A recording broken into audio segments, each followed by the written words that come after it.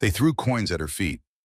Right there on the sidewalk, in the pouring rain, 6 months pregnant, with exactly $1,247 to her name. Her mother-in-law laughed and said it was bus fare. Her husband drove away with his mistress without looking back. She stood there, soaking wet, humiliated, with nowhere to go and no one to call. That was the moment Emma Hartwell hit rock bottom. But here is what they did not know. They did not know about the black Rolls-Royce turning the corner. They did not know about the billionaire inside who had been watching her for 20 years. And they certainly did not know that the company they had just used to destroy her was built on her father's stolen work. What happens next is one of the most satisfying revenge stories you will ever hear. A pregnant woman with nothing against a billion-dollar empire with everything to lose. She never raised her voice. She never begged. She never cried. She just smiled and walked away. Minutes later, she rode away in a billionaire's limo. And that is when the real war began. Stay with me until the end, because the way she takes them down will give you chills. The conference room on the 42nd floor of Sterling and Associates law firm was cold. Not the kind of cold that comes from an overzealous air conditioning system, but the kind that seeps into your bones and settles there like a warning. It was a room designed to intimidate, with its floor-to-ceiling windows overlooking the Seattle skyline and its gleaming mahogany table that probably cost more than most people made in a year. Emma Hartwell sat alone on one side of that table, her hands resting protectively on her swollen belly. 6 months pregnant, exhausted, wearing a maternity dress from Target that had seen better days, the fabric stretched thin at the seams. Dark circles shadowed her green eyes, evidence of sleepless nights spent wondering how her life had unraveled so completely. She had been a corporate lawyer once, a good one, man, top of her class at Northwestern. The kind of woman who commanded respect in boardrooms and courtrooms alike. But that woman felt like a stranger now, someone from a different lifetime. 3 years of marriage to Marcus Vance had stripped away everything she thought she knew about herself, leaving behind this hollow version who flinched at raised voices and apologized for existing. The door swung open.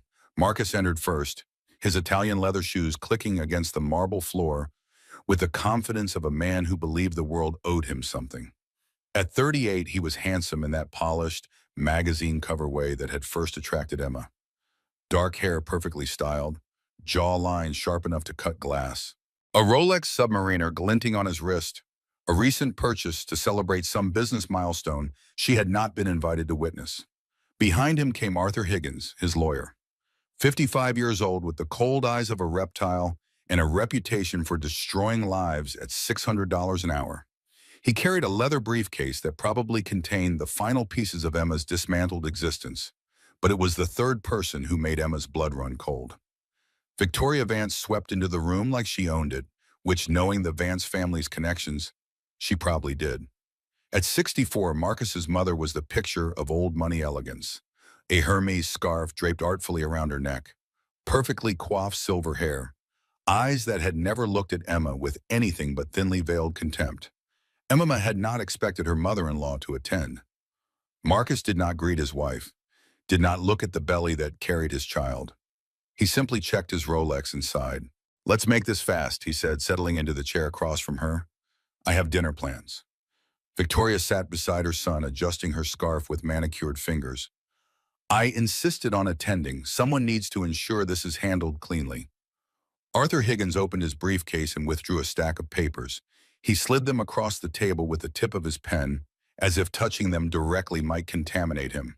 "The terms are straightforward," he began, his voice carrying the oily smoothness of a man who had delivered bad news 1,000 times before.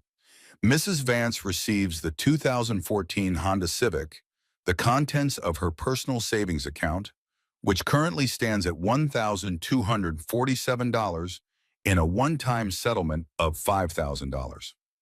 Emma stared at the numbers.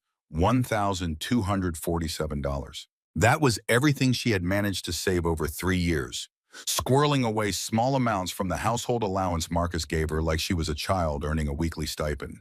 $5,000.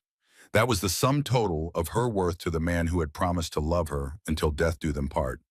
She thought about the career she had given up, the clients she had walked away from, The future she had sacrificed because Marcus said he needed a wife who would support him, not compete with him. She thought about the house she had cleaned, the meals she had cooked, the parties she had hosted with a smile plastered on her face while he criticized everything from her dress to her conversation topics in the car ride home. "It's generous, Ellie," Marcus said, using the nickname she had once loved and now despised. "The prenup gives you nothing." "I'm being kind." Emma's voice came out quiet, barely above a whisper.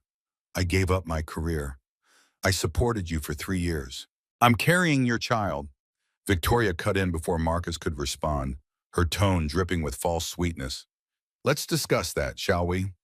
She pulled a folder from her Birkin bag and placed it on the table. "We'll require a paternity test before any further negotiations. Given the timeline, there are questions." The accusation hung in the air like poison. Emma's jaw tightened. She felt the baby kick, as if even her unborn daughter recognized the cruelty in that room. "The contractor who installed your home theater?" Emma said, fighting to keep her voice steady. "I spoke to him twice." Victoria's smile was ice. "Twice is enough." Uma looked at Marcus then, really looked at him, searching for some trace of the man she had fallen in love with. The man who had brought her flowers on their third date and told her she was the most brilliant woman he had ever met. The man who had gotten down on one knee in Central Park and promised her forever. He would not meet her eyes. "Just sign, Ellie," Marcus said, examining his fingernails. "Take the money. Start over somewhere. Maybe you can go back to Iowa. Your aunt is still there, right?" Victoria added, "Surely $5,000 goes further in rural areas." The baby kicked again, harder this time. Arthur Higgins cleared his throat impatiently. "Mrs. Vance, we don't have all day." Emma stared at the papers in front of her. The room was silent except for the soft hum of the building's ventilation system and the distant sound of traffic far below. She could fight this. She could demand a better settlement, drag things out in court, make them pay for every insult they had ever hurled at her. She was a lawyer, for God's sake. She knew her rights, but she also knew the Vances. She knew their money, their connections, their willingness to destroy anyone who got in their way. She had watched Marcus bury a competitor with a lawsuit so vicious the man had lost everything, including his marriage. She had seen Victoria smile at a charity gala while whispering instructions to have a difficult board member removed from their position. If she fought them, they would crush her, and they would enjoy doing it. Emma picked up the cheap ballpoint pen provided for her, ignoring the expensive fountain pen Arthur Higgins had laid beside it. Her hand did not shake. Her eyes remained dry. She signed her name. Emma Hartwell. Not Vance. She had never taken his name, had she? That small act of rebellion now felt like the smartest decision she had ever made. She stood up. "That's it?" Marcus's voice carried a note of surprise, maybe even disappointment. "No speech? No crying?" Emma walked to the door without responding. "She's finally learned her place," Victoria said to her son, satisfaction dripping from every word. Emma stopped. Her hand rested on the doorknob. She turned her head slightly, just enough to show her profile. Just enough for them to see her face. She smiled. It was not a sad smile, not bitter, not defeated. It was the smile of someone who knew something they did not. The smile of a woman standing at the edge of a cliff, about to take a leap that would change everything. Then she opened the door and walked out. Behind her, the silence was deafening. "What was that?" Marcus asked, his voice carrying a note of unease. Victoria frowned but waved her hand dismissively. "Nothing. She's nothing. Now, about the IPO celebration." Emma walked through the lobby of the law firm, her worn sneakers squeaking softly against the polished marble floor. With each step, something changed. Her shoulders straightened, her chin lifted.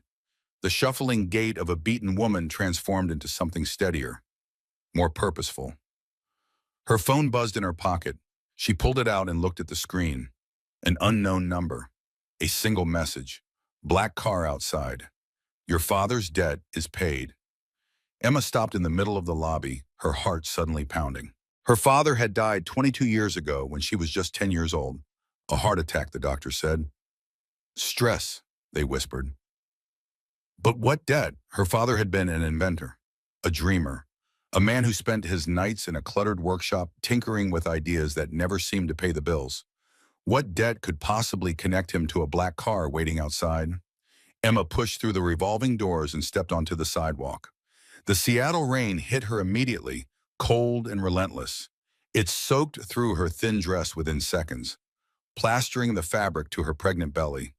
She stood there, shivering, staring at her phone, trying to make sense of the message. Behind her, the revolving doors spun again. Marcus emerged first, sharing a large umbrella with Arthur Higgins. Victoria followed under her own umbrella, a Burberry print that probably cost more than Emma's entire wardrobe. A red Mercedes pulled up to the curb. The window rolled down, revealing a beautiful young woman with perfect makeup and a smile that could sell toothpaste. Jessica Lane, Marketing VP Advanced Tech, 28 years old, and for the past year, Marcus's mistress. Emma had known about the affair for 6 months. She had found the text messages, the hotel receipts, the lingerie from agent provocateur that had definitely not been purchased for her. "There she is," Marcus said loudly, deliberately making sure Emma could hear. "My future." Jessica waved from the car. "Babe, Victoria, come on, it's pouring." Victoria walked toward the Mercedes, then paused. She turned back to look at Emma, standing alone in the rain like a drowned rat. "You know," Victoria said, her voice carrying that particular blend of cruelty and politeness and that only the truly wealthy could master. "I never understood what Marcus saw in you. No family, no money, no ambition, just adequate looks and a law degree you never used." She reached into her purse and pulled out a handful of coins, quarters, dimes, pennies. "For the bus, dear, consider it a parting gift." Victoria tossed the coins at Emma's feet. They scattered across the wet concrete, pinging and rolling in the rain. Emma said nothing. She did not bend to pick them up. She did not react at all. She simply stood there, letting the rain wash over her, her green eyes fixed on the woman who had spent 3 years making her feel worthless. "Come on, Mother," Marcus called from the Mercedes. "Let her figure it out." The car pulled away, red taillights disappearing into the gray Seattle afternoon. Emma stood alone on the sidewalk. The coins glittered at her feet like tiny accusations. She was soaked to the bone, 6 months pregnant, with exactly $1,247 to her name and nowhere to go. This was rock bottom. And then she heard it, a low hum, different from the traffic, deeper, more powerful. A car rounded the corner. Not just any car, a Rolls-Royce Phantom, midnight blue so dark it was almost black. The chrome grille gleamed despite the gray weather. It moved through the traffic like a shark gliding through water, silent, inevitable. It did not stop at the hotel across the street. It did not stop at the bank. It stopped directly in front of Emma. The rear window rolled down with a soft electronic whisper. A man's face appeared, distinguished, silver hair, kind eyes with steel behind them. He looked to be in his late 50s, the kind of man who had clearly lived through some things and come out stronger on the other side. "Hello, Emma," he said, his voice warm but serious. "I'm Richard Cole. I was your father's best friend, and I believe it's time we talked about what was stolen from you." Emma stared at the stranger in the Rolls-Royce. Rain dripped from her hair, ran down her face, soaked into her ruined dress. She was shivering now, whether from cold or shock, she could not tell. "I don't know you," she said. Richard Cole smiled gently. "No, but I've known you your whole life. I promised your father I would watch over you. I've kept that promise, even when you made it difficult." He reached into his jacket pocket and withdrew a photograph, holding it out through the open window. Emma hesitated, then stepped forward to take it, shielding it from the rain with her hand. The photo was old, slightly faded. Two young men in their early 20s, arms around each other's shoulders, grinning at the camera with the easy confidence of youth. One of them was unmistakably her father, James Hartwell. Younger than she had ever known him, but those kind eyes, that slight quirk of his smile. She would recognize him anywhere. The other man was a younger version of Richard Cole. "Your father was the best man I ever knew," Richard said, his voice carrying a weight of emotion that seemed genuine. "And because the company that just threw you away, it was built on his stolen work." Emma's head snapped up. "What?" "Get in the car, Emma. It's time you learned the truth about your family." She should not get in. She knew that. You do not climb into cars with strangers, even strangers who claim to have known your dead father. That was basic survival. But something in his eyes stopped her. Something familiar. Something that reminded her of the way her father used to look at her, with a mixture of pride and protectiveness that she had not seen in any other man's eyes since. And there was the message. Your father's debt is paid. Emma looked down at the coins scattered at her feet. Then she looked at the Rolls Royce, at the man who claimed to hold answers to questions she had not known to ask. Somewhere behind her, the traffic light changed. Cars honked. Life went on. Emma got in the car. The interior was everything the exterior promised. Cream leather seats that seemed to embrace her. Soft ambient lighting that felt like a warm hug. The smell of expensive leather and subtle cologne.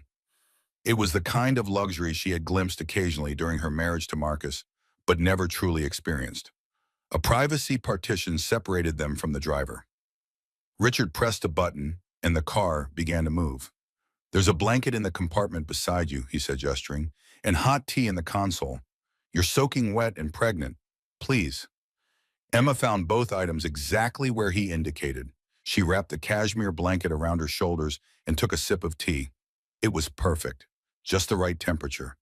English breakfast with a hint of honey. How did he know how she took her tea? You've been watching me, she said. It was not a question. For over 20 years, Richard admitted. Since your father died. Why? Richard was quiet for a moment. The car glided through downtown Seattle, insulated from the chaos of traffic and rain. Your father, James Hartwell, was a genius, he began. We met at MIT. He was the inventor. I was the businessman. We were going to change the world together. He paused, and Emma saw real pain cross his features. Then the accident happened. A drunk driver ran a red light. I was driving. Your mother was in the back seat. Emma's breath caught. She knew this story, but only fragments. Her father had never talked about it. Her grandparents had spoken of her mother in hushed tones, as if the very mention of her name might summon grief too large to contain. She died, Emma whispered. Instantly, I lost my leg. Richard shifted slightly, and Emma noticed for the first time the slight stiffness in his movements.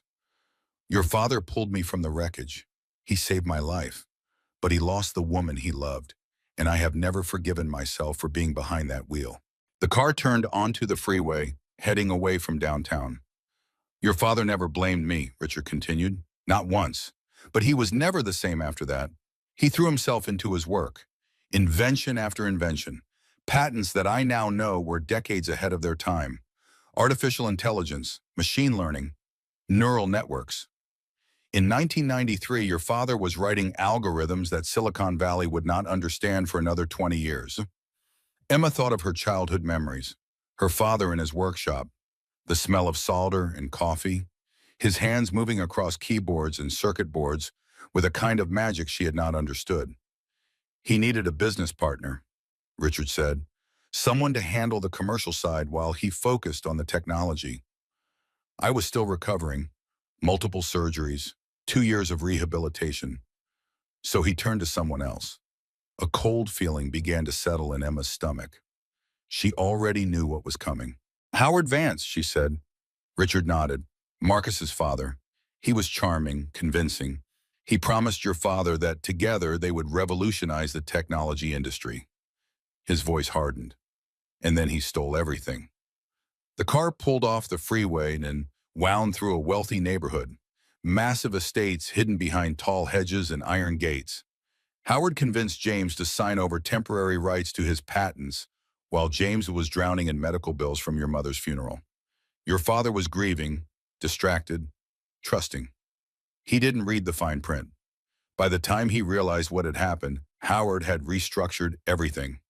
The patents were gone, transferred to a holding company that Howard controlled completely. Couldn't my father fight it in court? He tried, but Howard had money by then. Investors, lawyers. He buried your father in legal motions and countersuits.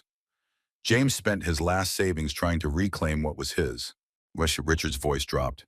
The stress killed him. Heart attack, the doctor said. But I know the truth. Howard Vance murdered your father as surely as if he had pulled a trigger. Emma felt tears prick at her eyes. Not just for the father she had lost, but for the man she had not truly understood. She had always wondered why her childhood had been so modest, so careful with money, when her father was clearly brilliant. She had assumed he was simply a dreamer who could not translate ideas into income. The truth was so much worse. "And you," she asked, "why didn't you help him?" The pain that crossed Richard's face was genuine and raw. "I was still recovering. By the time I could walk again, James was dead and Howard had buried the evidence so deep that I couldn't prove anything. I hired investigators, lawyers, forensic accountants. For 20 years I have been building a case." The car stopped in front of massive iron gates.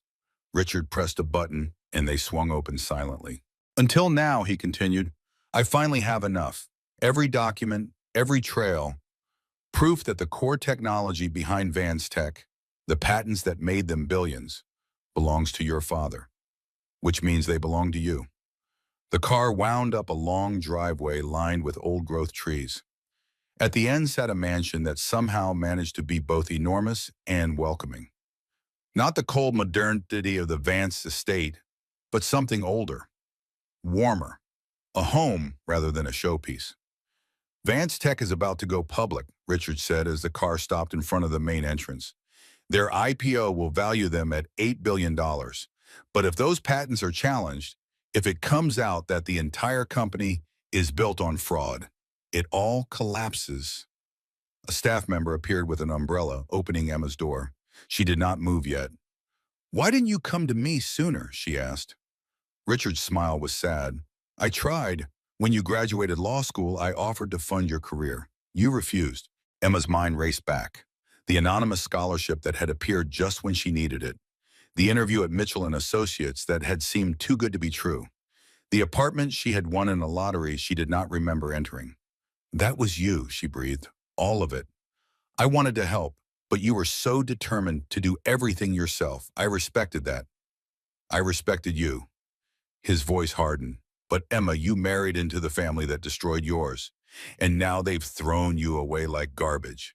You've done it on your own long enough." He handed her a thick folder. Heavy, important. "Everything you need is in here. Money, lawyers, access. But Emma." He leaned forward, his eyes intense. "I won't do this for you. I'll give you the weapons. You have to pull the trigger yourself." Emma looked at the folder in her hands, at the evidence of her father's stolen legacy, at the proof that Marcus's entire empire was built on her family's bones. She thought about this conference room, the coins scattered at her feet, Victoria's smug smile, Marcus's cold indifference to the child growing inside her. Her child, a Vance by blood, but a Hartwell by legacy. She touched her belly, felt the flutter of movement within. "I want them to lose everything," she said quietly. "They will. And I want Victoria to know it was me. Not you, me. She will." Emma looked up. Her eyes were dry now, clear, focused. "Then let's begin." Inside the mansion, she met Walter Briggs, Richard's head of security, a former FBI agent with silver hair and the quiet competence of a man who had seen everything and feared nothing. He showed her to a private suite, fully stocked with clothes in her size and everything a pregnant woman might need. She showered, changed into soft, comfortable clothes that fit properly for the first time in months, ate a meal prepared by Richard's private chef, slept for 12 hours in a bed that felt like a cloud, and the next morning she sat down in Richard's home office and began to read. The folder contained everything. Patent filings from 1991, corporate transfer documents with forged signatures, bank records showing payments to lawyers who had buried the truth, email correspondence between Howard Vance and his attorneys discussing how to handle the Hartwell problem. It was all there, 20 years of evidence, painstakingly compiled. And at the bottom of the folder, a handwritten letter. "My dearest Emma, if you're reading this, it means my friend Richard has finally found a way to give you the truth. I am sorry I could not fight harder. I am sorry I left you so young. But know this, everything I created for you. My patents, my work, my dreams. They were all meant to be your inheritance. Whatever the world has told you about failure and success, know that your father was brilliant, and he was stolen from. You are not the daughter of a failed dreamer. You are the heir to an empire, Go take what is yours. All my love, Dad. Emma read the letter 3 times, then she pressed it to her chest and let herself cry. When the tears were done, she dried her eyes, straightened her shoulders, and looked at Richard. Tell me everything I need to know, she said. I'm going to destroy them. 2 weeks after the divorce, Emma Hartwell looked like a different person.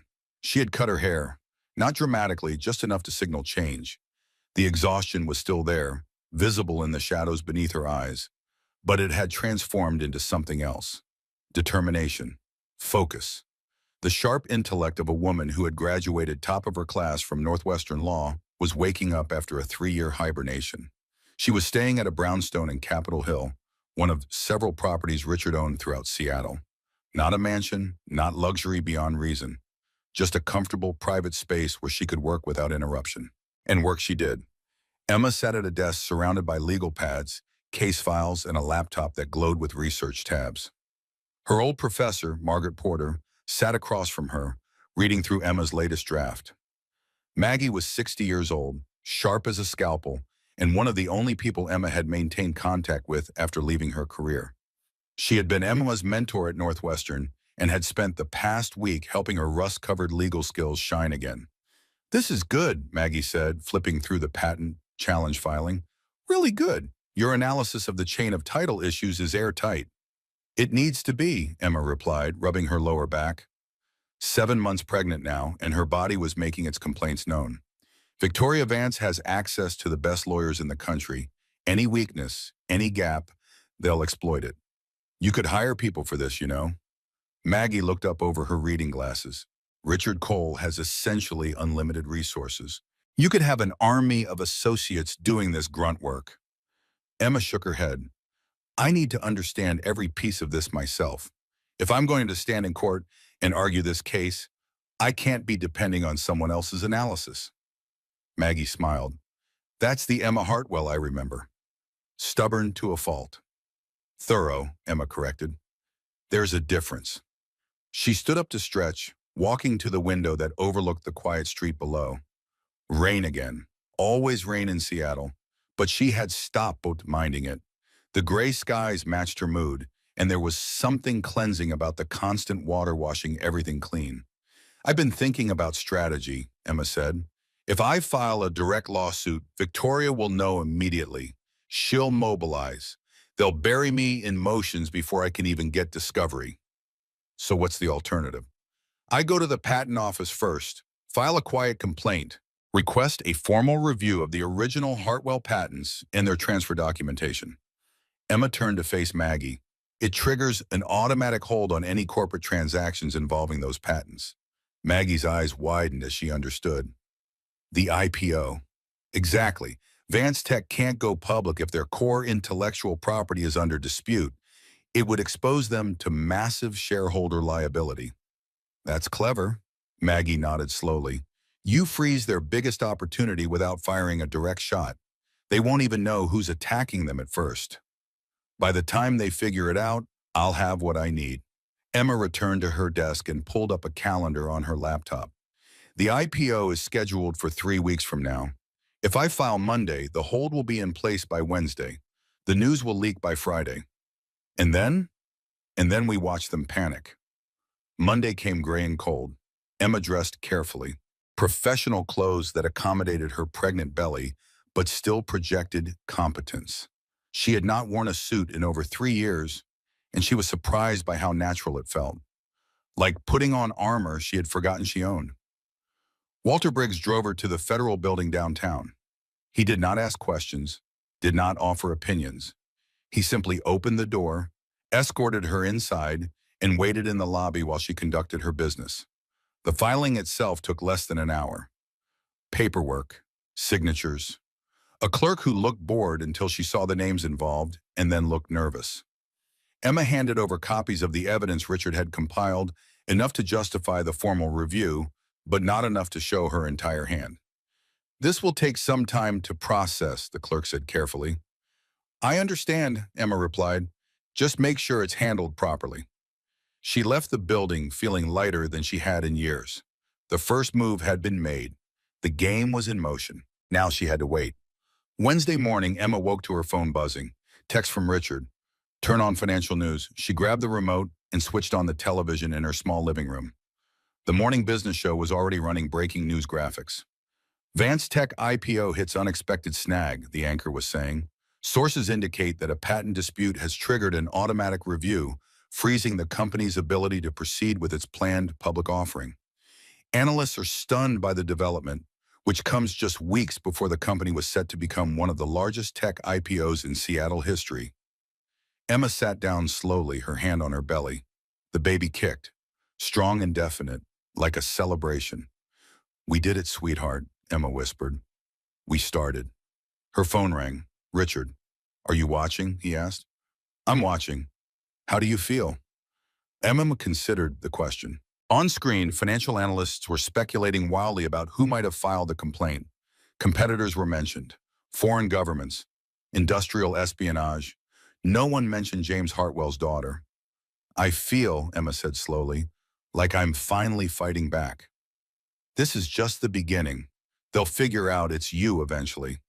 "I know, but by then I'll be ready." At Vance Tech headquarters, chaos reigned.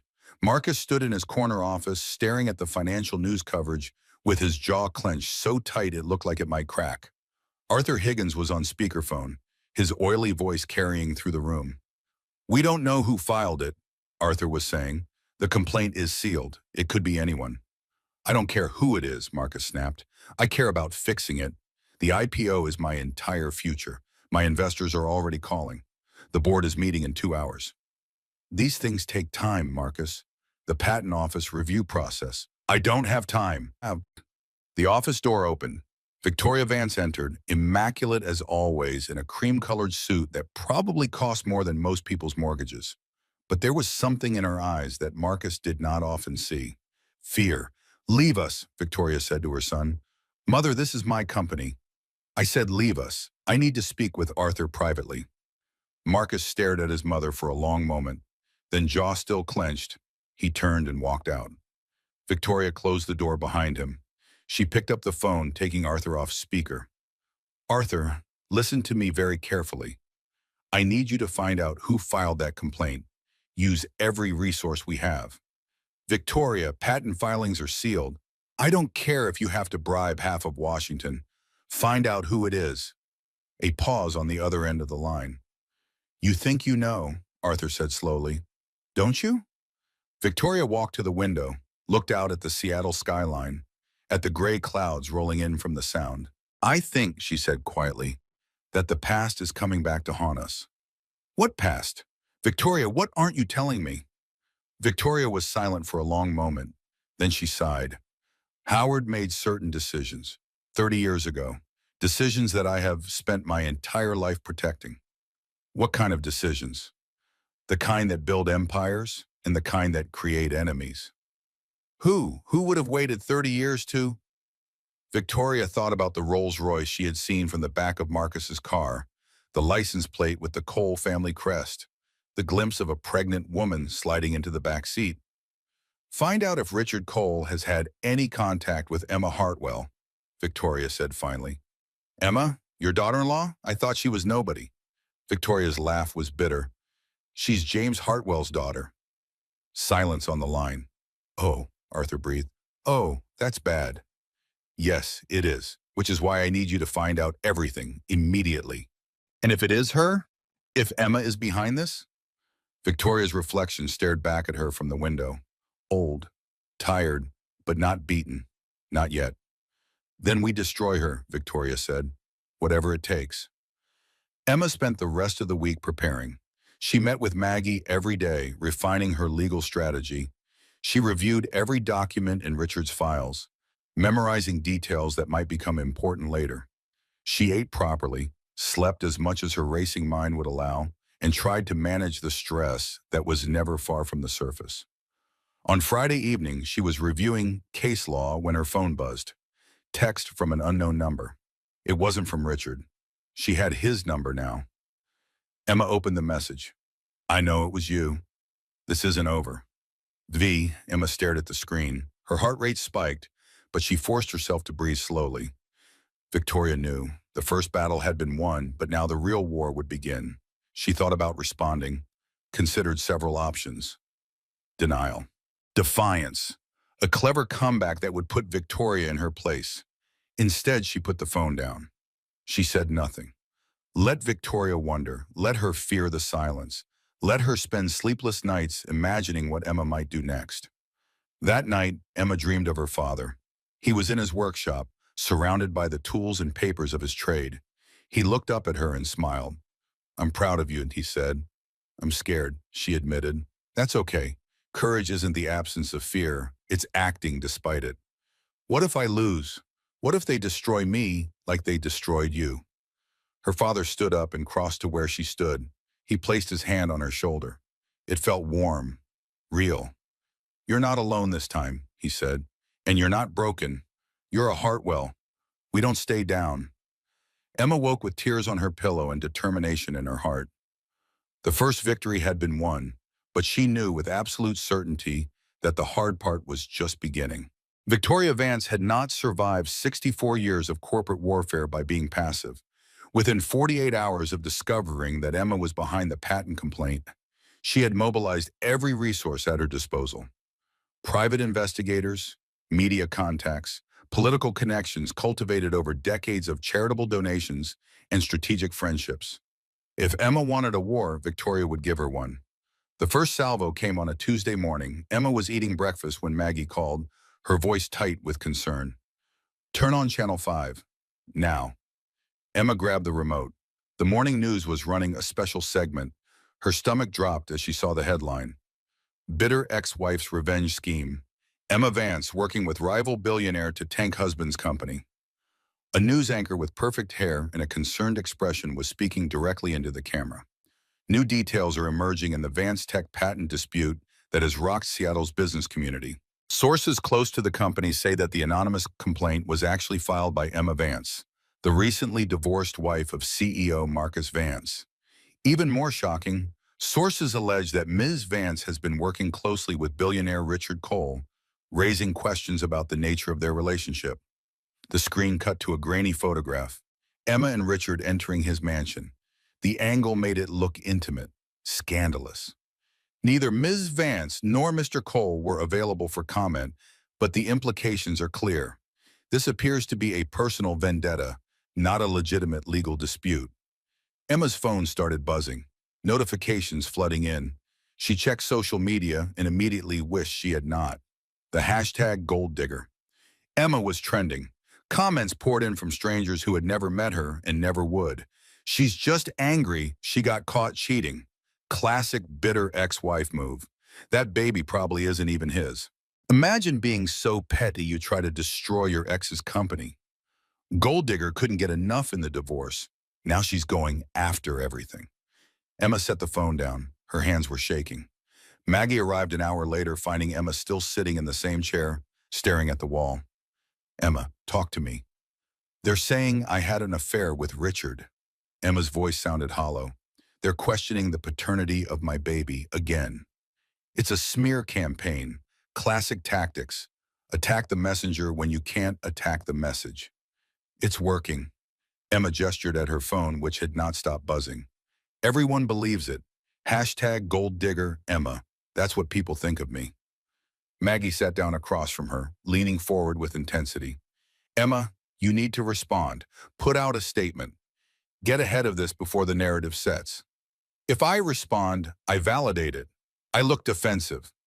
If you don't respond, they win by default." Richard called shortly after. Emma stared at the phone for 3 rings before answering.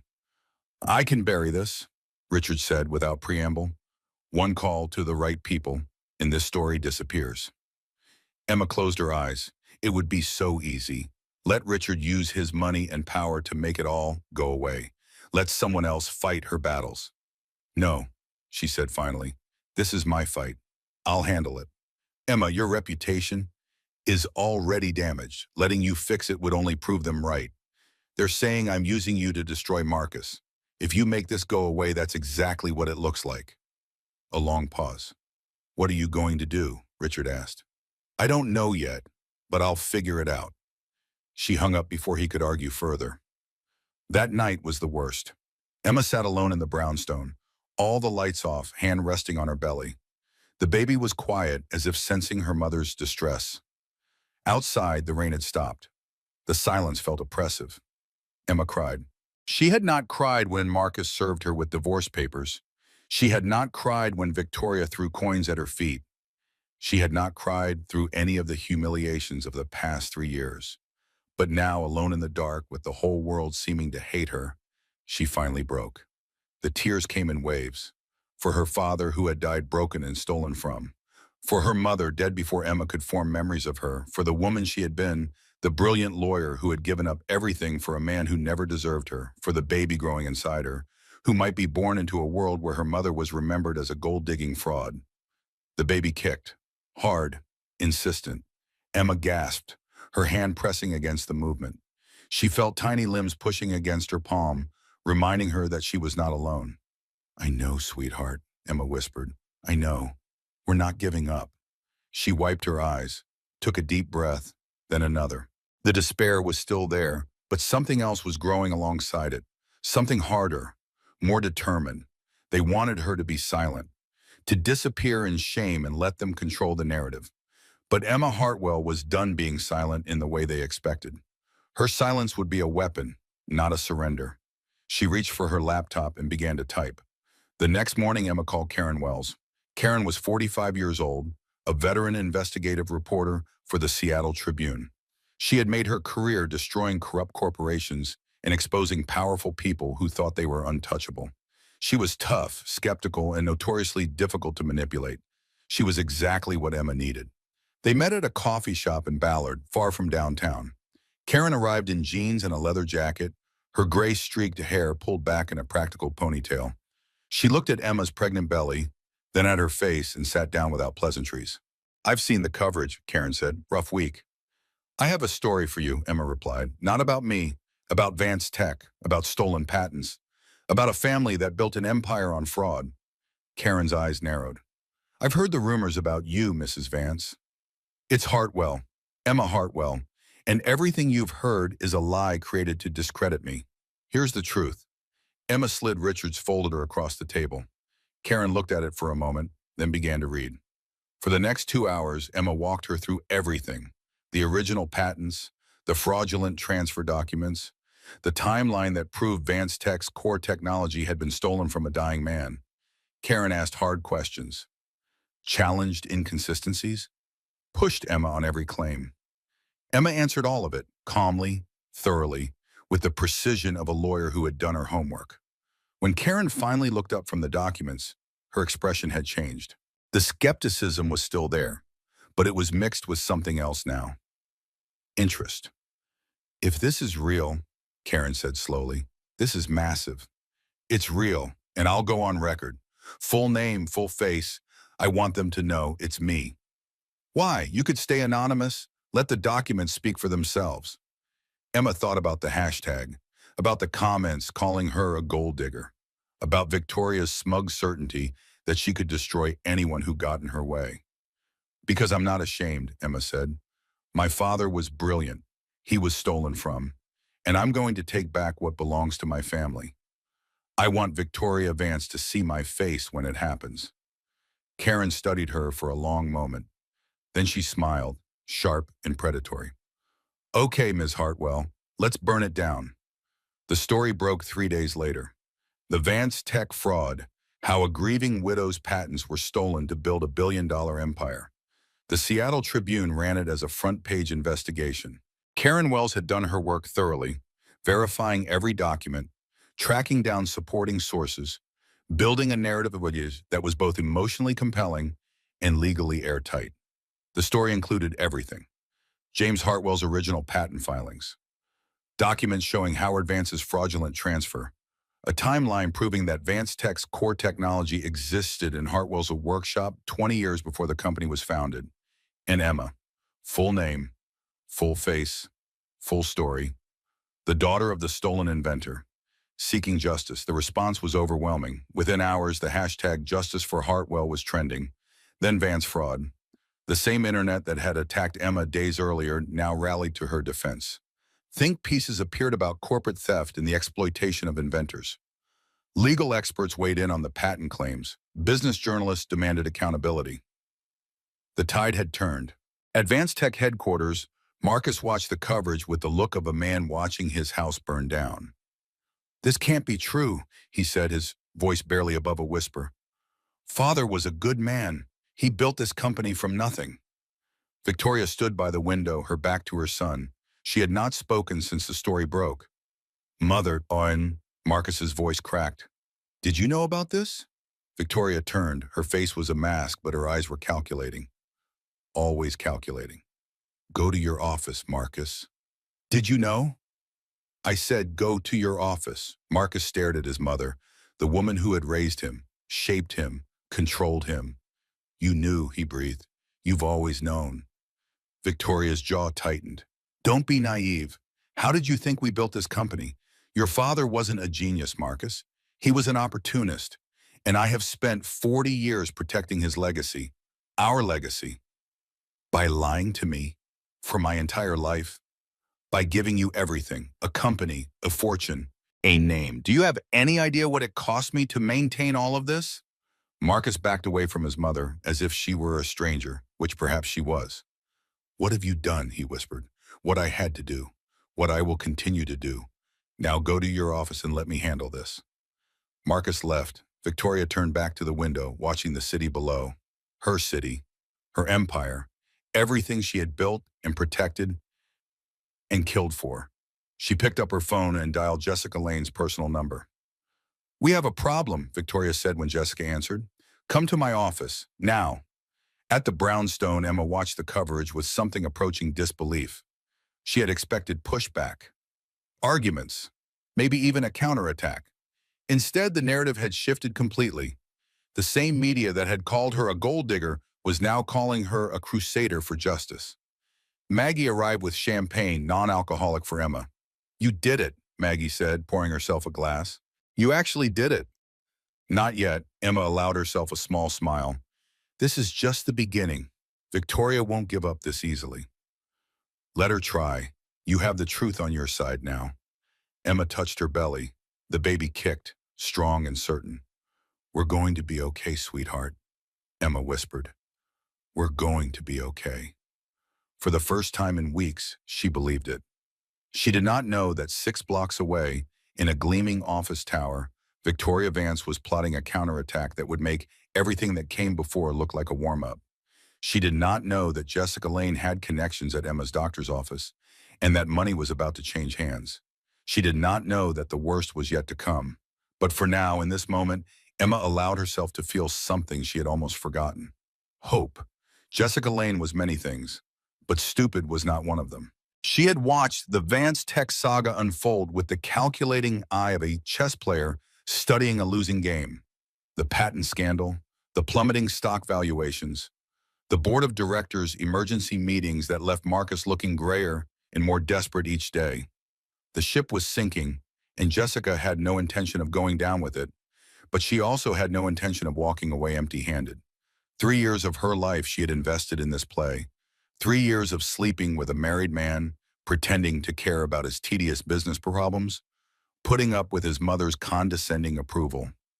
She deserved compensation, which was why she was sitting in Victoria Vance's office at 10 o'clock on a Thursday night, discussing options. "The media is destroying us," Victoria said, pacing the length of her office. The composed, controlled woman of a week ago was showing cracks. "Karen Wells has more documents. There's going to be a follow-up story. The board is talking about asking Marcus to step down." "What about Emma?" Jessica asked. "Can we discredit her story?" "We tried that. It didn't work. She came back stronger. So we need something stronger, something that can't be explained away." Victoria stopped pacing. She looked at Jessica with an expression that was part desperation, part calculation. "What are you suggesting?" Jessica leaned forward, her voice dropping. "The paternity question. We raised it during the divorce proceedings, but we didn't have any proof, just suspicions. Because there's nothing to prove. The baby is Marcus's. Does it matter if we can create enough doubt, if we can get medical records that suggest otherwise? Medical records are protected. Accessing them illegally is a federal crime. I know. Jessica smiled, the same smile that had first attracted Marcus, all surface charm and hidden edges. But so is patent fraud. What's one more? Victoria was silent for a long moment. Through the floor-to-ceiling windows, the Seattle skyline glittered indifferently. You know someone, Victoria said finally, at her doctor's office. I know someone everywhere. It's my job. Jessica pulled out her phone. For the right price, we can get access to Emma's prenatal records. We find something, anything that suggests complications, inconsistencies, timeline issues. We leak it to the tabloids. Suddenly, the story isn't about patent fraud anymore.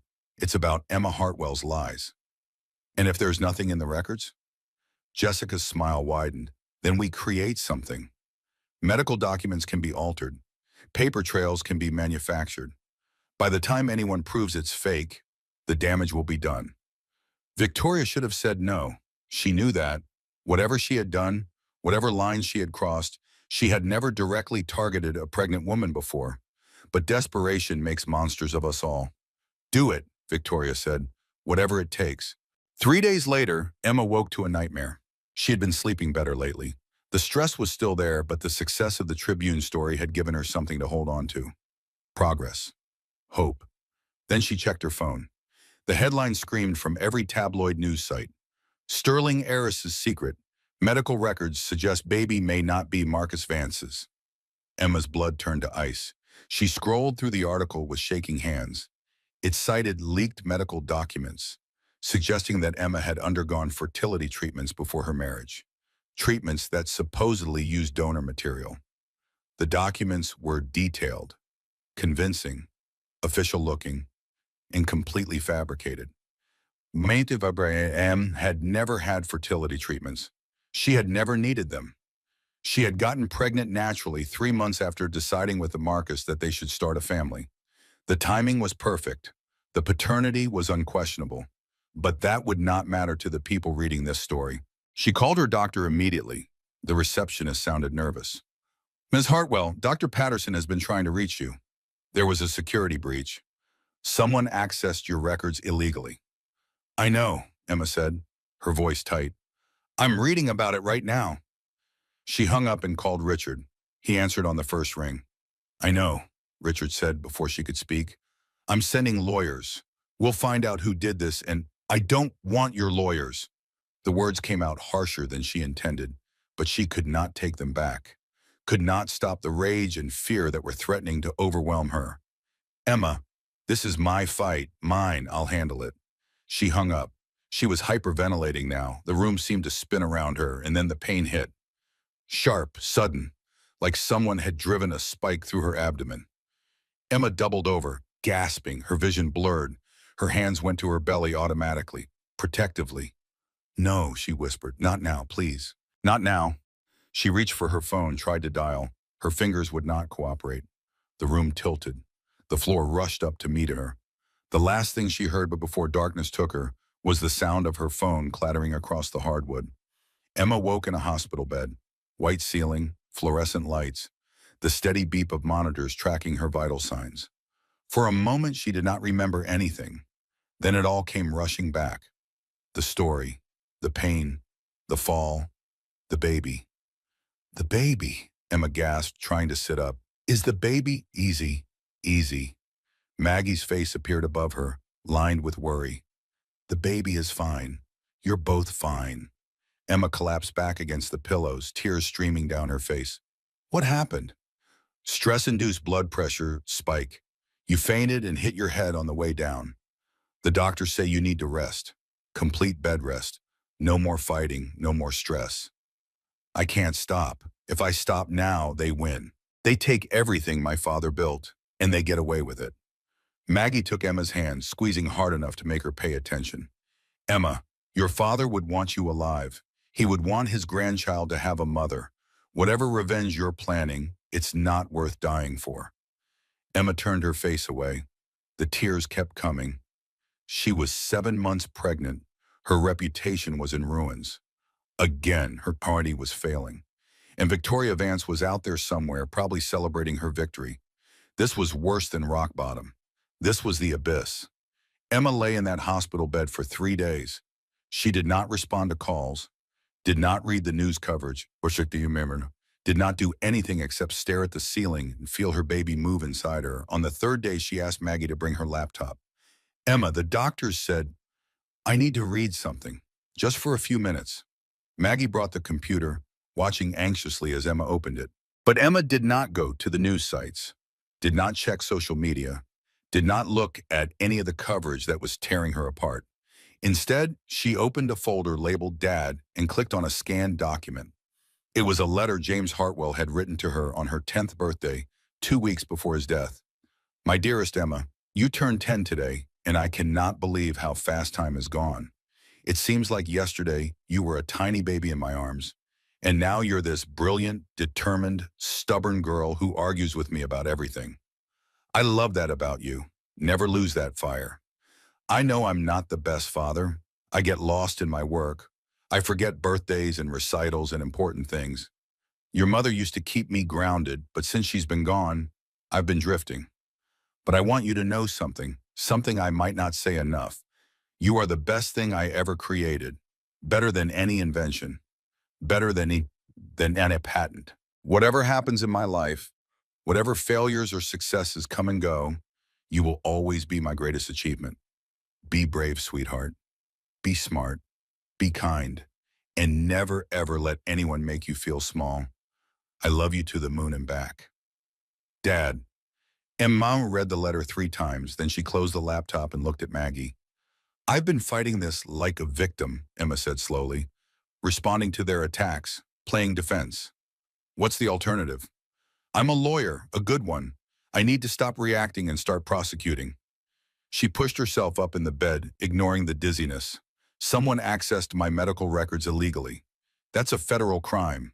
The hospital has logs, digital trails, security cameras. Maggie's eyes widen. You want to find out who did it? I want to find out who ordered it, and I'm willing to bet it leads straight to Victoria. For the first time in days, Emma felt something other than despair. She felt like a lawyer again. Emma Hartwell had always been good at research. It was what had made her a successful lawyer back when she was still allowed to be one.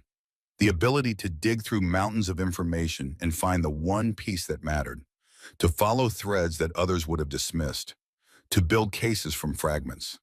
Now she lay in her bed at the brownstone, laptop open, legal pads scattered around her like fallen leaves. The doctors had ordered rest. She was resting. She was also working. The investigation started with the hospital breach.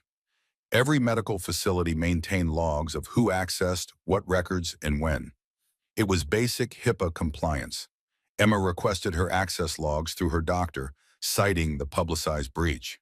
The results arrived within 48 hours. On the date in question, Emma's records had been accessed by a staff member named Brittany Hollister. Brittany was a medical billing specialist, 24 years old, 3 years at the practice. Emma ran a background check. Brittany had no criminal record, no history of selling information, nothing that suggested she was the mastermind of anything. But she had just made a large deposit into her checking account. $40,000, cash. Someone had paid her. The question was who? Emma traced the payment. It was not easy. Cash transactions were designed to be untraceable. But whoever had handled the handoff had made a mistake. They had coordinated by phone, and phones left records. Through Maggie's connections, Emma got access to Brittany's phone records. One number appeared repeatedly in the days before the breach. A number registered to a disposable phone, the kind you buy at convenience stores and throw away. But that phone had been activated at a specific store, at a specific time. And that store had security cameras. Walter Briggs made a call. 24 hours later, Emma had the footage. The woman on camera buying the disposable phone was Jessica Lane. Emma stared at the image for a long time. Jessica. Of course. Victoria would never dirty her own hands. She would use someone expendable, someone already compromised by their involvement with Marcus. But Jessica had made a mistake. She had shown her face. Now Emma had leverage. The call came at 11 o'clock at night. Jessica was at home, a sleek apartment in Belltown that Marcus paid for. She was scrolling through job listings on her laptop, planning her exit strategy. The Vance ship was sinking fast. and she needed a lifeboat. Her phone rang. Unknown number. Hello? I know what you did. Emma's voice was calm, cold, completely in control. Jessica's blood turned to ice. I don't know what you're talking about. Hospital footage, phone records, your name on the payment trail. Do you want me to continue? Silence. Jessica's mind raced through options. Denial, deflection, hanging up and running. Here's what's going to happen, Emma continued. You're going to turn on Victoria. You're going to give me everything, every conversation, every order, every piece of evidence of their fraud. And if I don't, then I file federal charges tomorrow morning. Medical record theft, conspiracy, wire fraud. You'll spend the next 5 to 10 years explaining to a cellmate why you thought this was a good idea. Jessica closed her eyes. 5 to 10 years, federal prison, her career, her life. What do I get? You get to walk away, no charges, you disappear from Seattle, and we never speak again. Long pause. In the silence, Jessica could hear her own heartbeat. Victoria recorded everything, Jessica said finally, her voice barely above a whisper. Phone calls, meetings. She keeps records of everyone's dirt in case she needs leverage. It's in a safe in her home office. I know the combination. How? Because she made me memorize it in case something happened to her. I need copies, audio files, documents, everything. If she finds out I betrayed her, then you'd better make sure she doesn't find out until you're already gone. Jessica took a breath, then another. I'll send you everything tonight. Smart choice. Emma hung up. She sat in the darkness for a long moment, hand on her belly, feeling the baby shift and settle. Almost there, sweetheart, she whispered. Almost there. The files arrived at 2 in the morning. Emma opened the encrypted transfer with shaking hands. Inside were dozens of audio recordings, each one labeled with dates and participants. She clicked on the first one. Victoria's voice filled the room, crisp and controlled. The medical record scheme needs to happen quickly, before her story gains more traction. Jessica's voice responded, I have a contact at her doctor's office. For $40,000, she'll give us access. Do it. Make sure there's nothing that traces back to us. And if the documents don't show what we need? A pause. Then Victoria again. Then we create what we need. I have people who can manufacture convincing medical records. By the time anyone proves they're fake, the damage will be done. Emma stopped the recording. Her hands were trembling, but not from fear, from triumph. She clicked on another file. This one was older, dated from before Emma's marriage. The patent situation is secure, Victoria was saying to someone, possibly Howard, possibly a lawyer. All the Hartwell documentation has been destroyed. There's no evidence left that could challenge our ownership. What about the daughter? She's nobody, a struggling law student with no resources and no knowledge of what happened. She'll never be a threat. Emma smiled grimly. How wrong Victoria had been. The last recording was the most damaging. Victoria speaking to Arthur Higgins, discussing the original theft. Howard always said we had to protect the secret.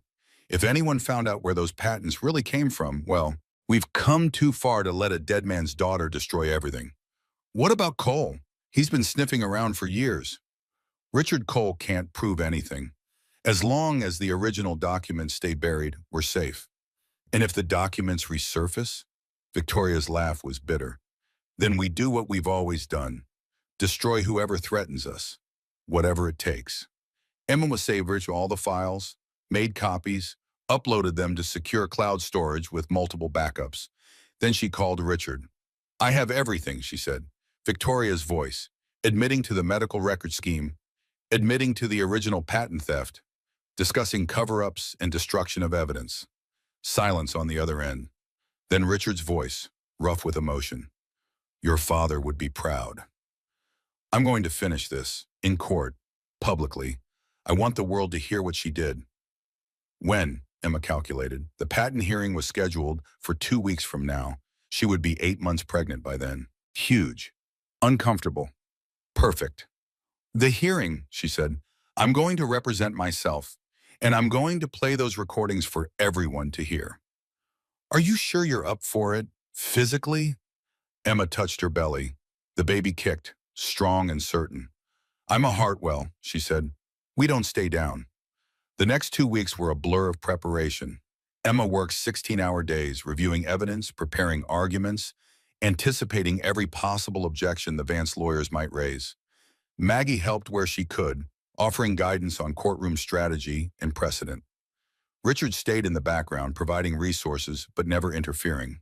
He understood that this was Emma's fight, her moment. Daniel Cole appeared at the brownstone one evening unexpected. Emma had met him once before, briefly, at Richard's mansion. Richard's son, 35 years old, handsome in a quieter way than Marcus, eyes that held both sadness and warmth. "Dad told me everything," Daniel said, standing awkwardly in the doorway. "About your father, about what happened. Why are you here?"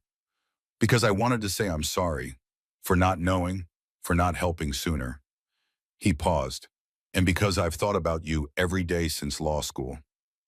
Emma remembered they had dated briefly years ago, before Marcus swept into her life with his charm and his promises. She had broken things off with Daniel because he was going to London and she was staying in Seattle, and long distance never worked. She had wondered sometimes what might have happened if she had made a different choice.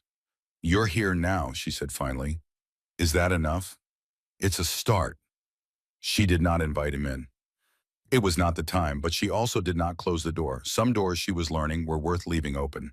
2 days before the hearing, Victoria Vance disappeared. Not literally. She was still in Seattle, still in her mansion, still ostensibly running her life. But she had gone silent. No public appearances, no statements to the press, no strategic leaks or counterattacks. It was unnerving. "She's planning something," Emma said to Maggie, pacing the brownstone living room. "Victoria doesn't just give up. Maybe she knows she's beaten. Victoria has never been beaten in her life. She doesn't know how to accept defeat. Then what do you think she's doing?" Emma stopped pacing. She thought about everything she knew about Victoria Vance, the woman's ruthlessness, her willingness to destroy anyone who threatened her. "She's going to come after me at the hearing," Emma said slowly. "Something public, something dramatic, something that changes the narrative again." "You have the recordings. What could she possibly do?" Emma shook her head. She did not know, and that was what terrified her. The night before the hearing, Emma could not sleep. She lay in bed, hand on her belly, feeling her daughter move. 8 months pregnant now, so close to the finish line. "Tomorrow, sweetheart," Emma whispered. "Tomorrow we get justice. Whoop-a-hog." The baby kicked, once, twice, 3 times in rapid succession. Emma smiled despite everything. "I know," she said. "I know. You're ready. I'm ready too." She closed her eyes and tried to rest. Tomorrow, everything would change. The King County Courthouse was an imposing building of concrete and glass, designed to intimidate and impress in equal measure. Emma arrived at 8:30 in the morning, an hour before the hearing was scheduled to begin. She wore a navy blue dress that accommodated her 8-month belly while projecting competence. Professional but not cold, determined but not aggressive. She had thought carefully about every aspect of her appearance, knowing that the courtroom was as much theater as law. The gallery was already filling when she entered. Journalists from every major outlet, financial analysts eager to see the outcome, curious spectators who had followed the drama on social media, and in the front row, watching her with expressions ranging from supportive to anxious, were her people. Richard Cole, Maggie Porter, Walter Briggs, and Daniel, who had shown up without being asked and positioned himself at the end of the row, close enough to help if needed, but far enough to respect her space. Marcus Vance was already seated at the defendant's table with his team of lawyers. He looked terrible, gray-faced and hollow-eyed. The golden boy had tarnished significantly in recent weeks. Emma felt a brief flicker of something that might have been sympathy, then extinguished it. He had made his choices. Now he had to live with them. Victoria Vance was notably absent. Emma took her place at the plaintiff's table, alone. No team of lawyers flanking her. Just Emma Hartwell, 8 months pregnant, representing herself against a corporate empire. The murmur in the gallery intensified. This was not what people expected. Judge Patricia Okonkwo entered precisely at 9:30. 62 years old, with silver-streaked natural hair and a reputation for fairness and impatience with games. She surveyed the courtroom with the calm authority of someone who had seen everything. This hearing concerns the matter of Hartwell versus Vance Technologies regarding patent ownership disputes. Counsel, please identify yourselves for the record. Marcus's lead lawyer stood. David Morrison for the defendant, Your Honor, along with my colleagues from Morrison and Foster.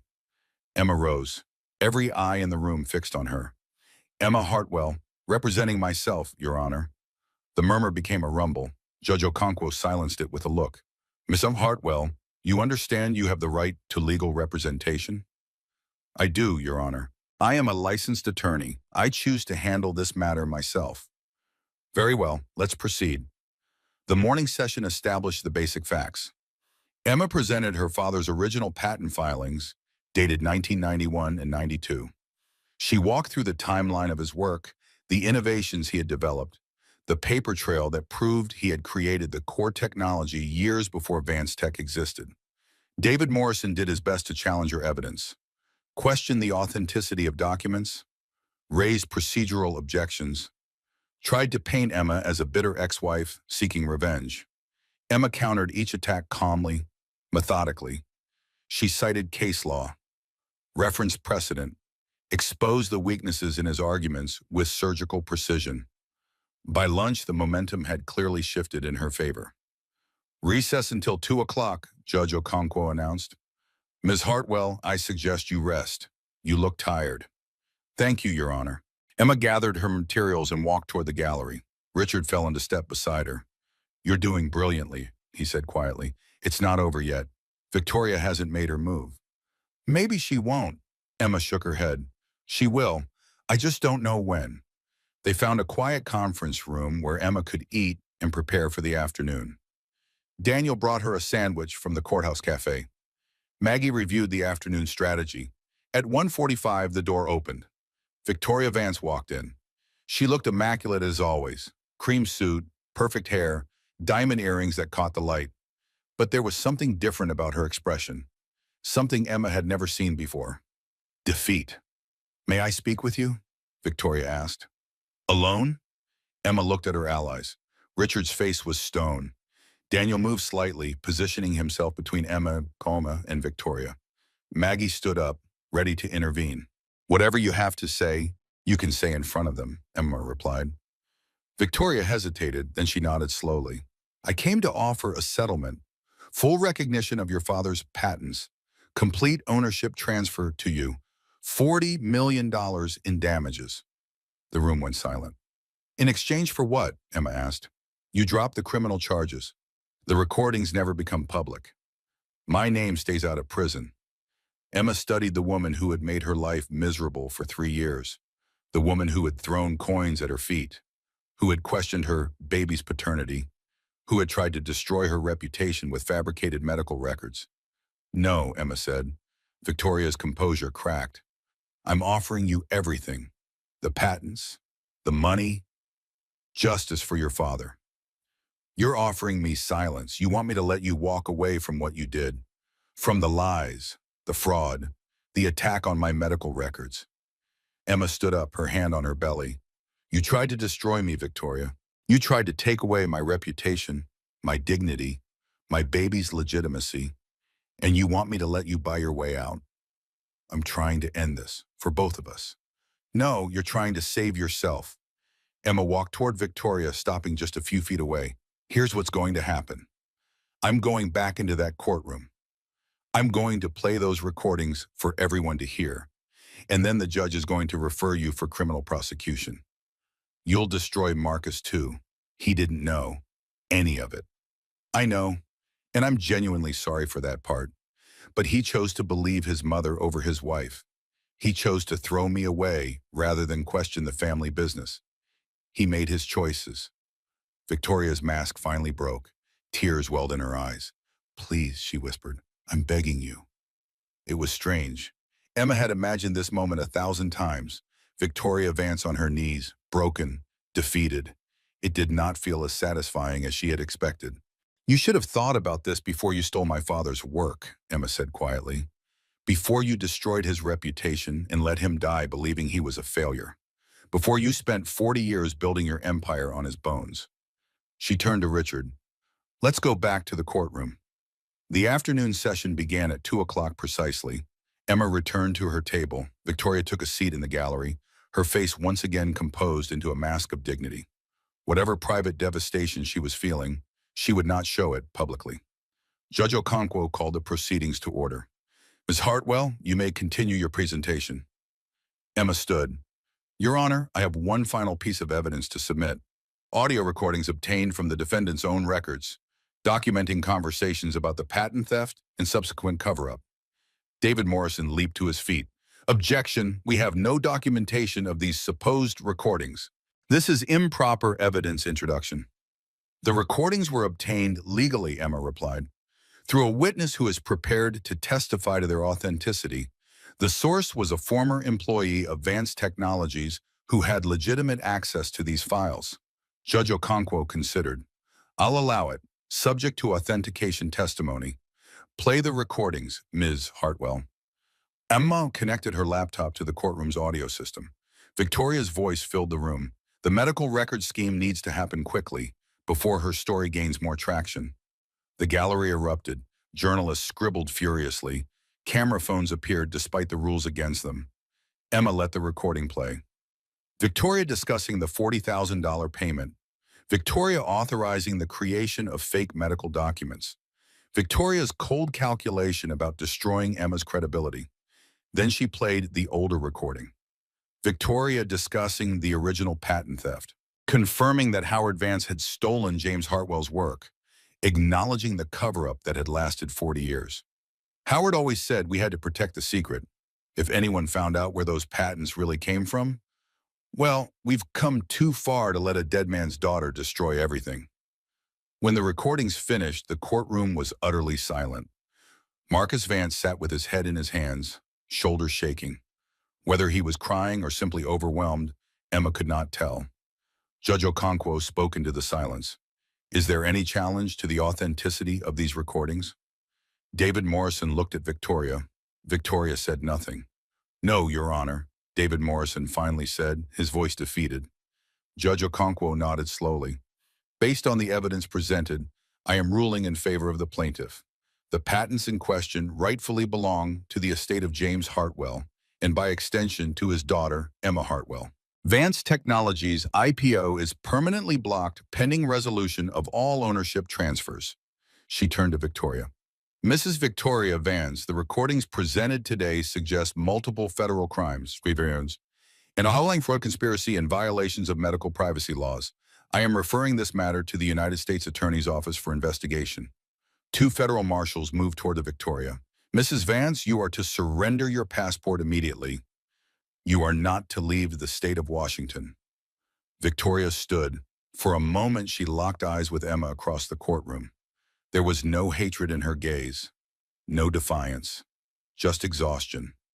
Then she turned to face the marshals, offering her wrists with the dignity of a queen going to the gallows. I understand, she said quietly. As the marshals led Victoria away, she passed Emma's table. She paused for just a moment. You're more like your father than I realized, Victoria said softly. He never gave up either. Emma said nothing. She simply watched as Victoria Vance, the woman who had terrorized her for 3 years, walked out of the courtroom in custody. The courthouse hallway was chaos after the hearing. Journalists shouted questions. Camera flashes exploded like fireworks. Security struggled to maintain some semblance of order. Emma pushed through the crowd, flanked by Richard and Daniel. She needed air, space, time to process what had just happened. Ms. Hartwell, how does it feel to win? Will you seek criminal charges against Marcus Vance as well? What are your plans for the Vance Tech patents?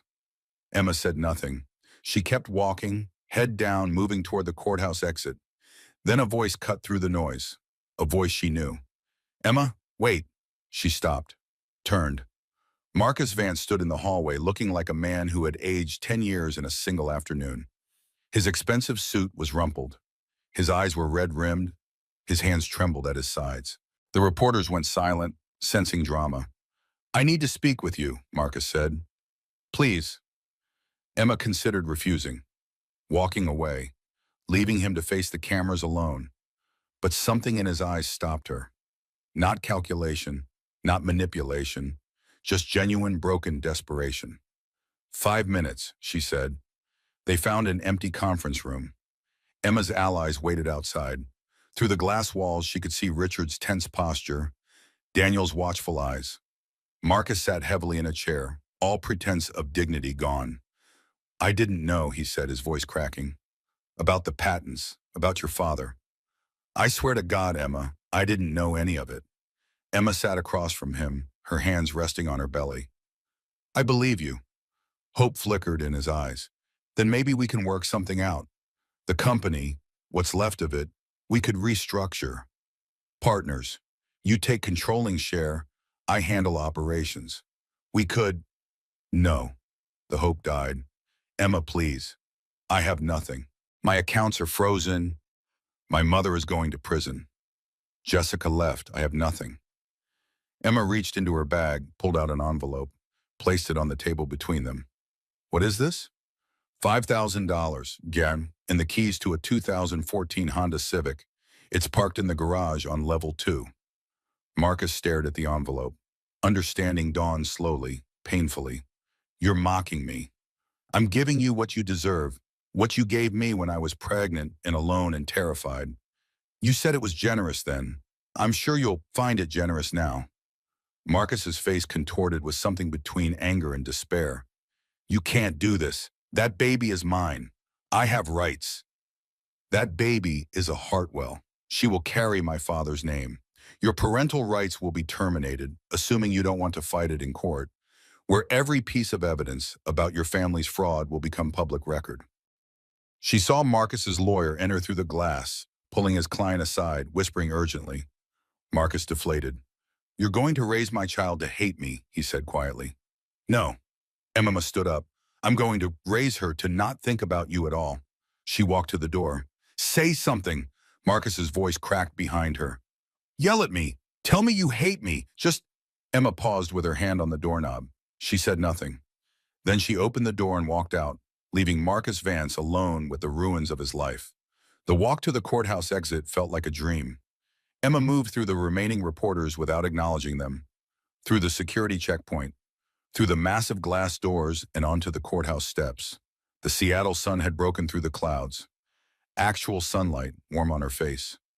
Richard appeared beside her, Daniel on her other side, Maggie just behind. It's over, Richard said softly. Emma shook her head. Not over. Different. There's still the patent transfer to finalize, criminal proceedings to navigate, a company to figure out what to do with. But you won. She touched her belly. The baby shifted, settling into a new position.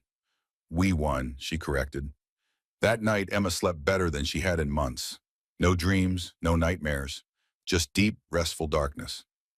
She woke at dawn to find a message from Maggie. News coverage is overwhelmingly positive. You're being called the comeback story of the decade. Also, Victoria was denied bail. She's staying in custody until trial. Emma read the message twice. Then she set down the phone and walked to the window. Seattle stretched out before her. The Space Needle in the distance, the Puget Sound sparkling in the early light. A city that had witnessed her humiliation and her triumph. Her father had lived in this city, dreamed in this city, died in this city. Now his daughter would rebuild what was stolen. I did it, Dad, she whispered to the empty room. I did it. The next 6 weeks passed in a blur of legal proceedings and preparations. The patent transfer was finalized. James Hartwell's inventions, all of them, officially returned to his estate. Emma became the sole owner of intellectual property worth billions. Vance Tech entered bankruptcy proceedings. The company that had been built on stolen innovations collapsed like a house of cards. Thousands of employees lost their jobs. Emma worked with Richard's team to establish transition funds and job placement assistance. She had no desire to hurt innocent people. Victoria Vance was indicted on 17 federal counts: fraud, conspiracy, medical privacy violations, destruction of evidence. Her trial was scheduled for the following year. Legal experts predicted a conviction. Marcus Vance disappeared, somewhere in Ohio, apparently. working at an insurance company. Emma did not track him. She had meant what she said. She was raising her daughter not to think about him at all. Jessica Lane's whereabouts were unknown. She had fled Seattle the day after Emma confronted her and had not been seen since. There was a federal warrant for her arrest, but she had vanished like smoke. Emma focused on what mattered: her health, her baby, her future. And on a quiet Tuesday morning in late August, 6 weeks after the courthouse victory, Emma Hartwell went into labor. The delivery was difficult but successful. 22 hours of labor, a last-minute decision for a cesarean section, moments of fear and pain that Emma weathered with the same stubborn determination she had shown throughout this whole ordeal. And then, finally, a cry. The nurse placed a tiny, squalling bundle in Emma's arms. "Congratulations, Ms. Hartwell. You have a healthy baby girl." Emma looked at her daughter, dark hair, tiny fists, eyes squeezed shut against the bright lights of the delivery room. "Hi, sweetheart," Emma whispered, tears streaming down her face. "Hi, I'm your mom." The door opened. Maggie entered first, followed by Richard. Daniel hung back in the doorway, uncertain of his welcome. "She's beautiful," Maggie said, her own eyes wet. "Absolutely beautiful." Richard moved closer, looking at the tiny face. "What's her name?" Emma had thought about this for months, considered dozens of options, but in the end the choice was obvious. "Grace," she said. "Grace Catherine Hartwell." Catherine had been her mother's name, the woman who died before Emma could form memories of her, the woman whose loss had set so many terrible things in motion. Grace for the future, Catherine for the best. Richard wiped his eyes. "James would be proud," he said, his voice rough. "So proud." Emma looked at Daniel, still hovering in the doorway. "You can come in," she said. He entered slowly, looking at the baby with something like wonder. "I'm sorry I wasn't there," he said. 5 years in London. I should have." "You're here now." "Is that enough?" Emma looked at her daughter, at this tiny new person who represented everything she had fought for. Past and future. Loss and hope. "It's a start," she said. 1 year later, Emma stood in the lobby of Hartwell Technologies, watching her employees stream through the doors for another day of work. The building had been Vance Tech's headquarters once. Now it bore a different name, a better name. Grace was strapped to Emma's chest in a carrier, babbling contentedly at the world. The transformation of the past 12 months had been remarkable.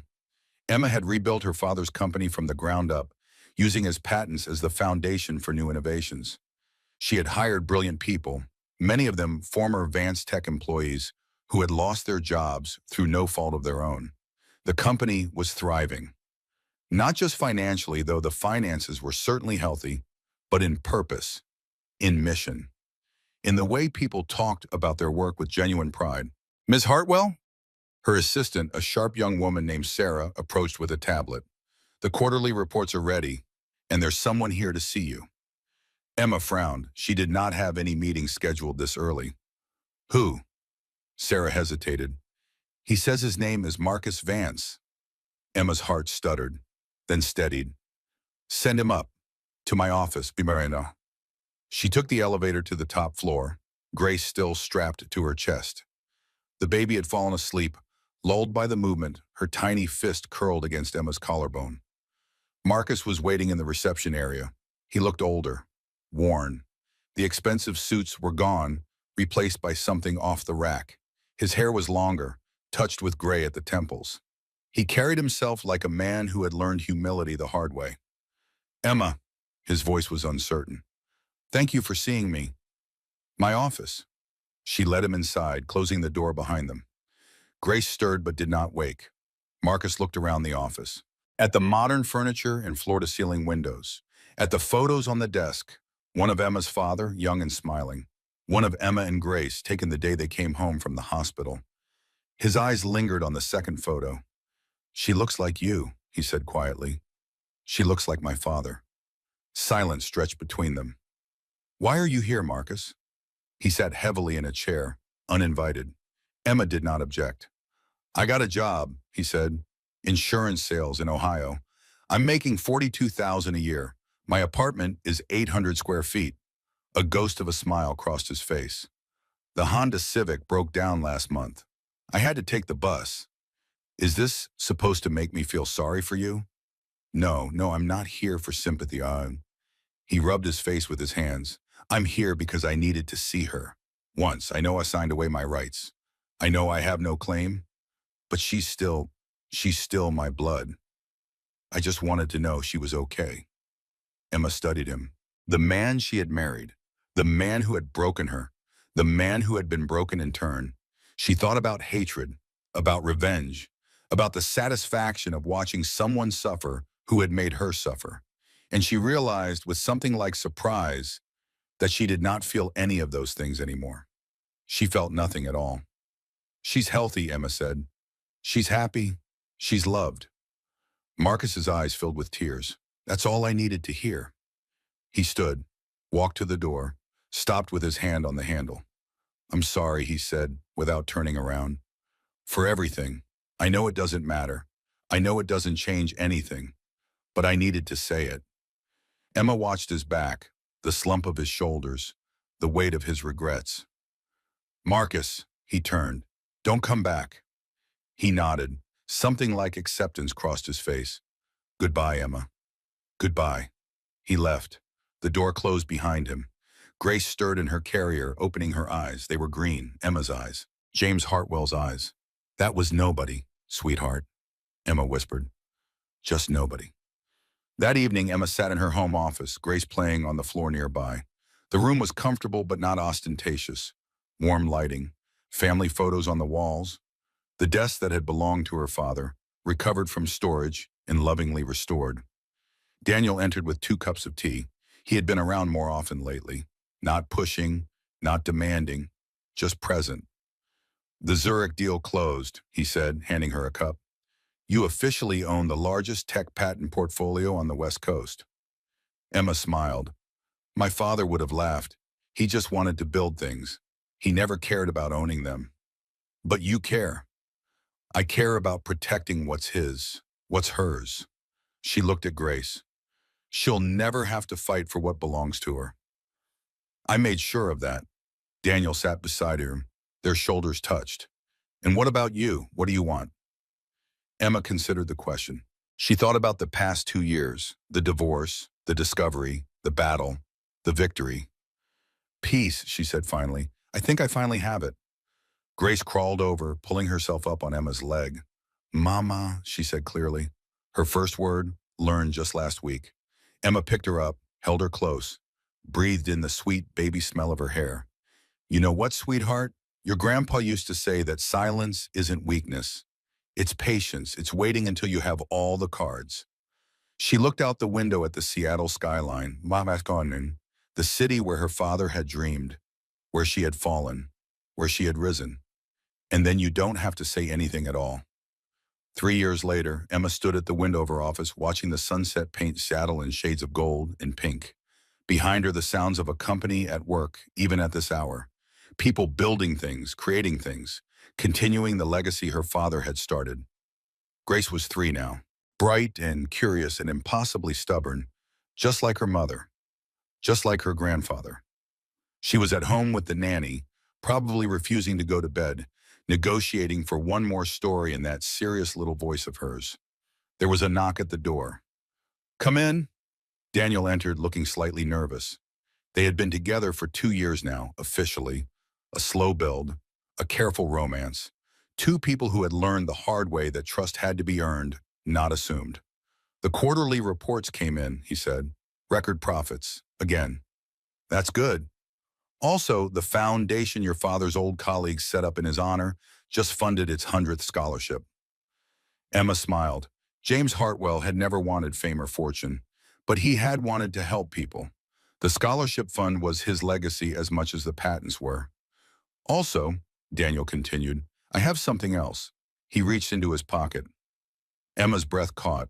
Daniel, I've been carrying this around for 3 months, he said, pulling out a small velvet box, trying to find the right moment, the right words. But I realize there's never going to be a perfect time. There's just this time, right now. He opened the box. Inside was a ring, not ostentatious, not trying to impress, just beautiful, simple, perfect. Emma Hartwell, Daniel said, his voice steady despite the trembling of his hands. You are the strongest, smartest, most stubborn woman I have ever known. You fought for your family. You fought for your daughter. You fought for yourself. And you won. Against everything and everyone. He took a breath. I don't want to compete with any of that. I just want to be there, beside you, for whatever comes next. Will you marry me? Emma looked at the ring, at Daniel, at the city beyond the window, glittering in the fading light. She thought about Marcus, about the mistake she had made, marrying someone who saw her as a supporting character in his own story. Daniel was different. Daniel saw her as the protagonist, as the hero. He was not trying to dim her light, he was trying to stand in its warmth. Yes, she said. The word came out quiet, certain, true. Yes? Yes. Daniel slipped the ring onto her finger. It fit perfectly.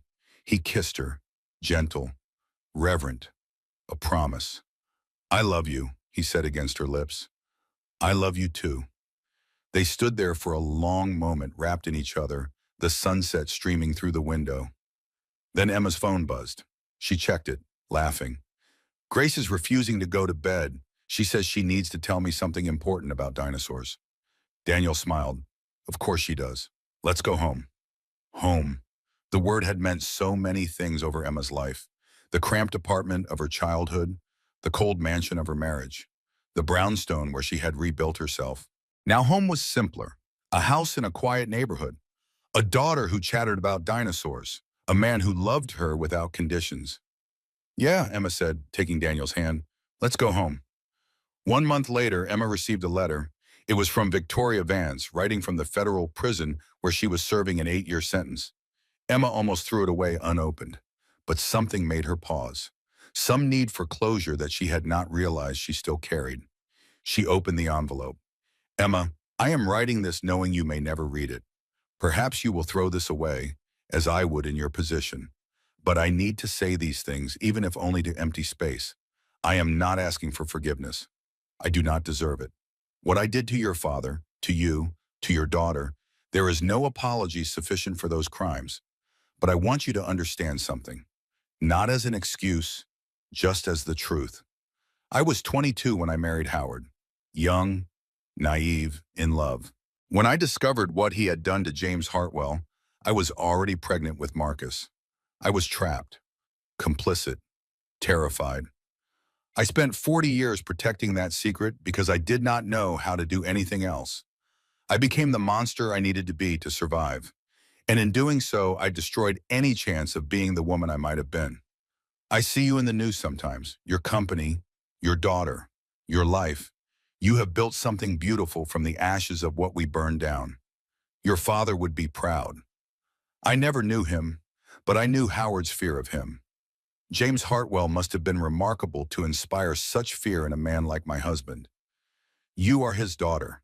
That is your greatest inheritance. Not the patents, not the money, the courage to fight for what is right, even when the cost is everything. I will die in this prison. The doctors say my heart is failing. Poetic justice, perhaps. But before I go, I wanted you to know. You won. Completely. Absolutely. You won. And you deserve to, Victoria. Emma read the letter twice, then she folded it carefully and placed it in a drawer. She did not feel satisfaction, did not feel vindication, did not feel any of the things she had imagined feeling if Victoria ever acknowledged her defeat. She just felt tired and ready to move on. The wedding was held in September on a perfect autumn day. Small, intimate, only the people who mattered. Richard Cole, who had become like a father to Emma. Maggie Porter, who had helped her find herself again. A handful of close friends and family. Grace was the flower girl. She took her duties very seriously, scattering petals with the concentration of a surgeon. Emma walked down the aisle alone. No one to give her away. She was not property to be transferred. She was just Emma, walking toward her future. Eyes clear, heart full. Daniel waited at the altar, looking at her like she was the most beautiful thing he had ever seen. The ceremony was brief, traditional, perfect. I do, Emma said when the time came. I do, Daniel echoed. And then they were married. At the reception, Richard pulled Emma. Your father would have loved this, he said, his eyes bright with unshed tears. I know. I promised him I would watch over you. I think he'd say I finally made good on that promise. Emma hugged him, this man who had carried guilt for 30 years, who had helped her find justice, who had asked for nothing in return. Thank you, she whispered, for everything. Thank your father. I just did what he asked. Later, as the party wound down, Emma found herself alone on the terrace, looking at the stars. Grace was asleep on Daniel's shoulder inside. The guests were saying their goodbyes. The night was cool and clear. Emma thought about her journey. The girl who had lost her father at 10, the woman who had lost herself in a bad marriage, the mother who had clawed her way back from nothing. She thought about silence. How she had used it as a weapon. How she had let it speak when words would have been wasted. And she thought about her father's letter, the one Richard had given her on the first day. Whatever the world has told you about failure and success, know that your father was brilliant, and he was stolen from. You are not the daughter of a failed dreamer. You are the heir to an empire. Go take what is yours. She had done it. She had taken what was hers, not just the patents, not just the money, her name, her dignity, her future. A future where her daughter would never know what it felt like to be small. A future built on the bones of the Pisces, transformed into something new. Daniel appeared beside her, Grace still sleeping against his chest. Ready to go? He asked softly. Emma looked at her husband, her daughter, her life. Yeah, she said, I'm ready. They walked together into the night, leaving the party behind, leaving the past behind, walking toward whatever came next. And for the first time in as long as she could remember, Emma Hartwell was not afraid. Epilogue, 10 years later. Grace Hartwell, 13 years old, stood in her grandfather's old workshop. The space had been preserved exactly as James Hartwell had left it. His tools, his notebooks, his dreams scattered across every surface. Emma had shown it to her daughter on her 13th birthday. A rite of passage, a connection to the past. Grace ran her fingers over an old circuit board, careful not to disturb anything. He built all of this? She asked. He did. Before anyone else understood what was possible. He saw the future. And someone stole it from him. Yes. And you got it back. Emma smiled. Yes. Grace was quiet for a moment, absorbing. She had her grandfather's eyes, her mother's determination, her own fierce intelligence that sometimes scared Emma with its intensity. Will you teach me? Grace asked finally. How to build things like he did? Emma felt tears prick at her eyes. The circle closing, the legacy continuing. Yes, sweetheart, I'll teach you everything. Grace picked up one of her grandfather's old notebooks, handling it like the treasure it was. Mom, yes? Thank you for fighting for him, for us. Emma pulled her daughter close. That's what Hartwells do, she said. We don't stay down. Outside the workshop window, Seattle sparkled in the evening light.